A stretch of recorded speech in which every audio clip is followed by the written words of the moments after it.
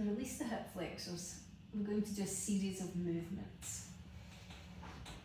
The first thing that we're going to do is we're going to rock through the pelvis. So lying flat on your back with your feet flat on the floor. We're going to start in a neutral position.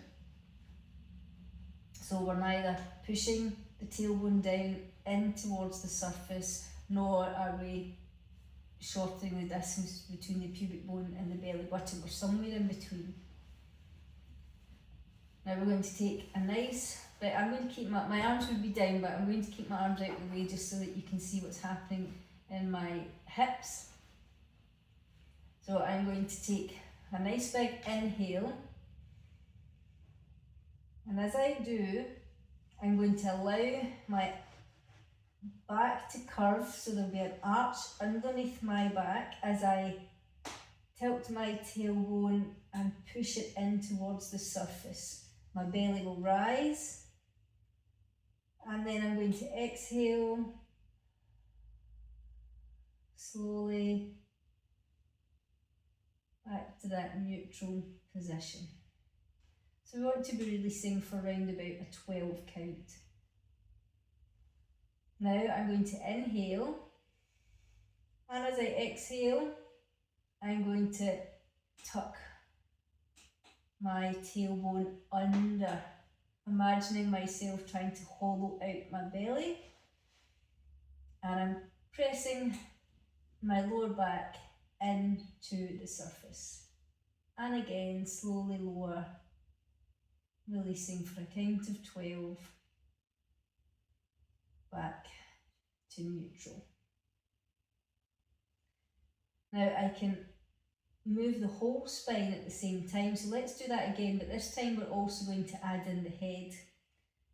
So I'm going to take a deep breath in, I'm going to arch my lower back, and this time I'm tucking my chin in towards my chest and pushing the tailbone in to the surface, and then I'm going to slowly release for a count of 12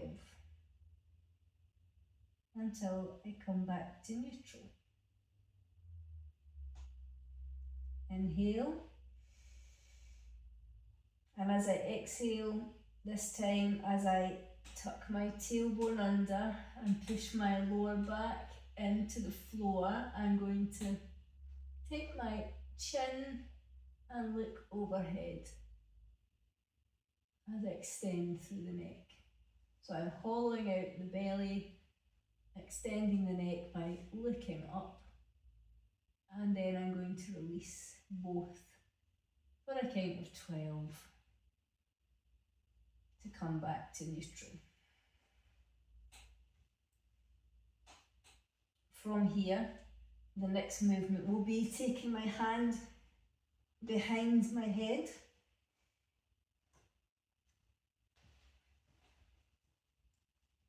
From here, I'm going to inhale, and as I exhale, I'm going to lift my head and lift the leg on the same side, hollowing out the belly. We don't need to lift too high. We want to make sure that the lower back is contacting the floor, and then we're going to slowly release both the head and the leg down at the same time for a count of 12. Now, in between each of these repetitions, you want to try and relax as much as possible before going into the next one. If you were able to control that with the leg in the bent position, you were engaging the abdominals, your lower back wasn't lifting from the surface, you could try and just take the leg a bit further out. And we can try that again. So we're going to inhale, exhale, lift, engaging the abdominals.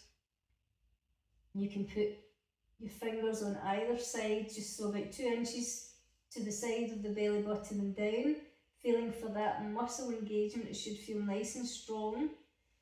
We're hollowing out the belly, we're pushing, making sure that the lower back is connected to the surface. Again, you don't have to come up too high. And then with control, we lower back down slowly without letting the back arch off of the surface.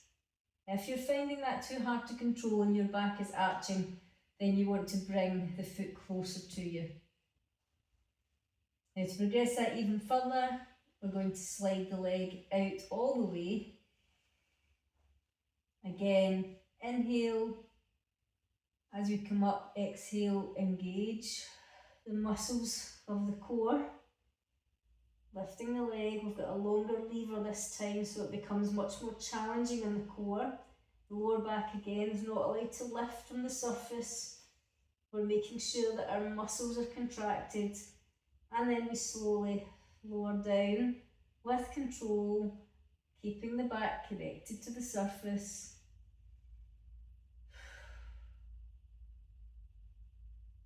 And relax.